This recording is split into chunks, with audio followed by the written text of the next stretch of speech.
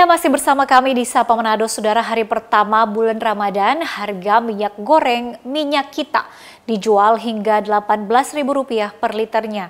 Kondisi ini terpantau di dua pasar besar di Kota Manado, yakni Pasar Bersahati dan Pasar Pinasungkulan Karombasan. Kenaikan harga bahan pokok minyak goreng minyak kita merangkak naik seiring dengan bertambahnya permintaan di tingkat konsumen di awal bulan Ramadan. Pedagang di kedua pasar tradisional yakni Pasar Bersahati dan Pinasungkulan Karombasan mengaku kenaikan harga minyak kita mulai terjadi sebulan sebelum Ramadan. Harga minyak kita kemasan ukuran 1 liter dijual hingga Rp18.000. Padahal di kemasan pembungkus tertera harga jual yakni Rp15.700 per liter. Pedagang juga mengaku harga minyak kita ini diambil dari pihak kedua yang bukan distributor resmi, sehingga dijual di atas eceran tertinggi.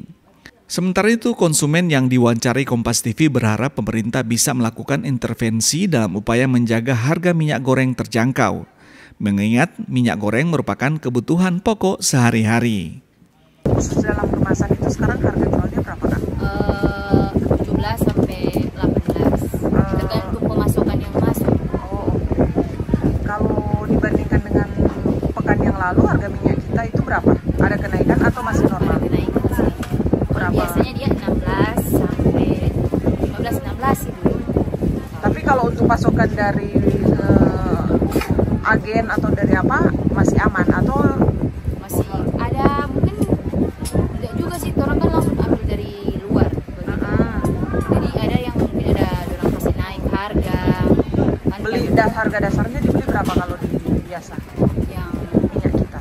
karton ya, 190. Berapa? 190 Itu yang 12. picis. Sekarang sebenarnya mau beli ini minyak kita, Tapi biasanya, tapi ikut keuangan. karena harganya lebih tinggi ya, Bu.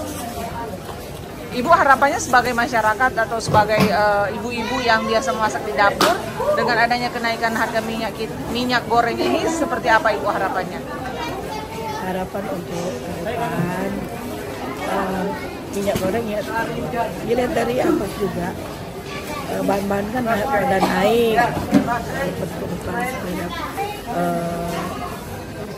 masyarakat dapat menjaga kembali. 17 kalau nggak salah. Sebelumnya berapa? Kalau yang ke sana 14, 15. Oke, nah apa Ibu harapan dong? Kalau boleh kasih turun kasihan. Karena Rupa orang ini bulan Ramadan toh semua mau beli. Masa cuma mau lari di minyak. Meski naik, pedagang menyebut stok minyak kita di pasar masih cukup tersedia. Yani Mika Singal, Aldi Pascual, Kompas TV Manado, Sulawesi Utara. Jaksa Agung ST Burhanuddin menegaskan BBM yang diproduksi pada tahun 2018 sampai 2023 sudah tak lagi beredar sejak 2014 hingga sekarang. Tak hanya itu, ia juga memastikan bahan bakar hasil dari produksi kilang yang didistribusikan Pertama saat ini atau Pertamina saat ini dalam kondisi baik dan memenuhi standar.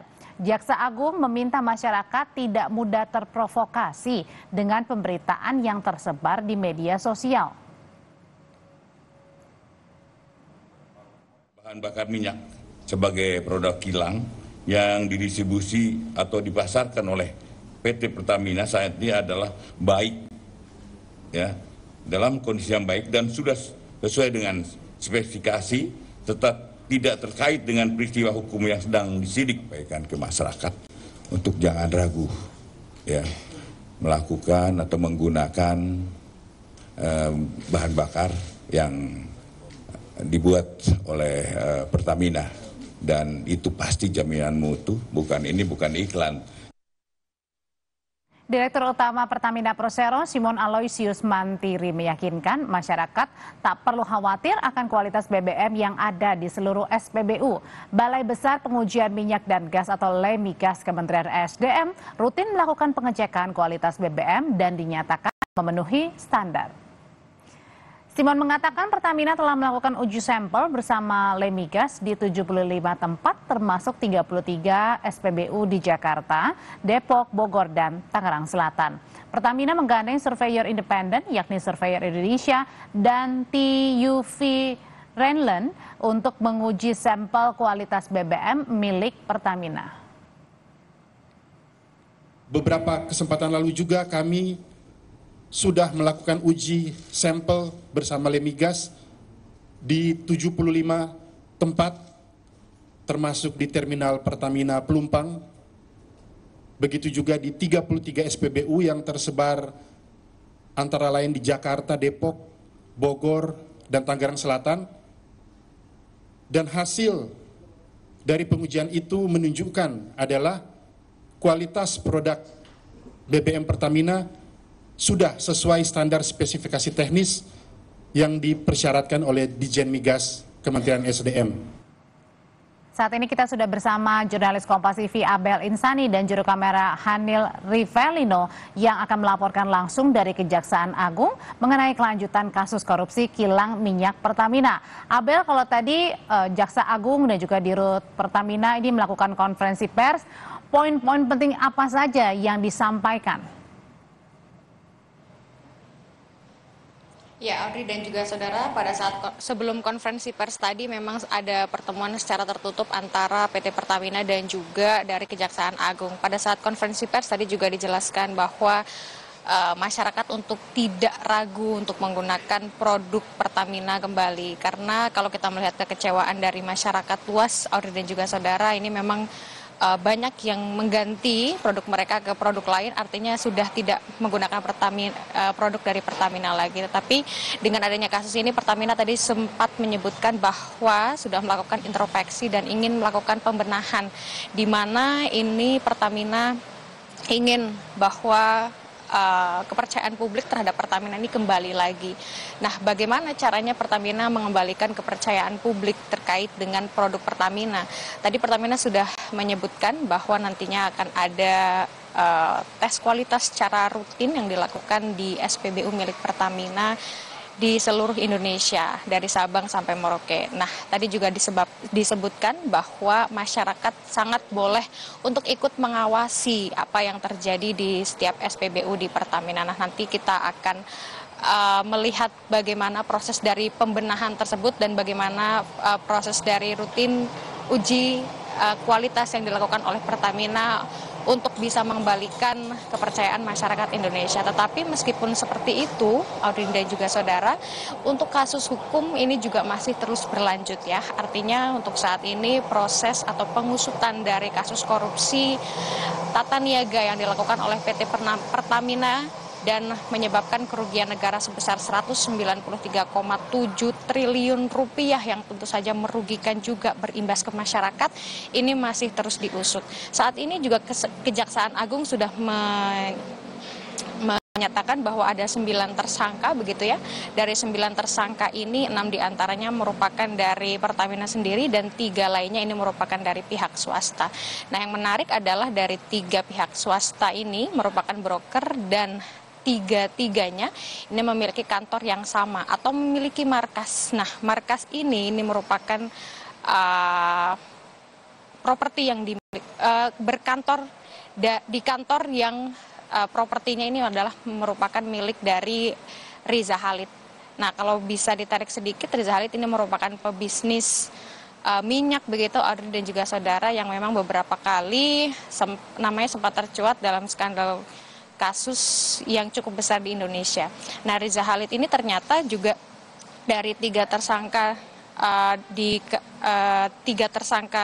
pada pihak swasta, salah satunya ini merupakan Kare Riza, di mana ini merupakan anak kandung dari Riza Khalid. Nah, sehingga saat ini Kejaksaan Agung juga sudah melakukan penggeledahan, pemeriksaan terhadap kantor yang digunakan sebagai markas dari 3 perusahaan tersebut.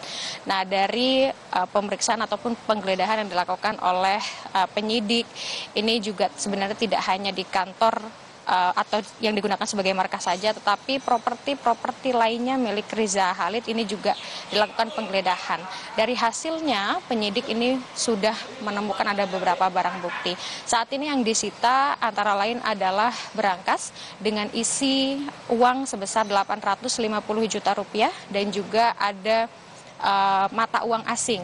Lalu juga ada ratusan dokumen yang juga disita dan juga ada alat komunikasi lainnya. Jadi tentu saja saat ini untuk proses ataupun penyidikan ini masih terus diusut untuk kasus korupsi yang dilakukan oleh PT Pertamina.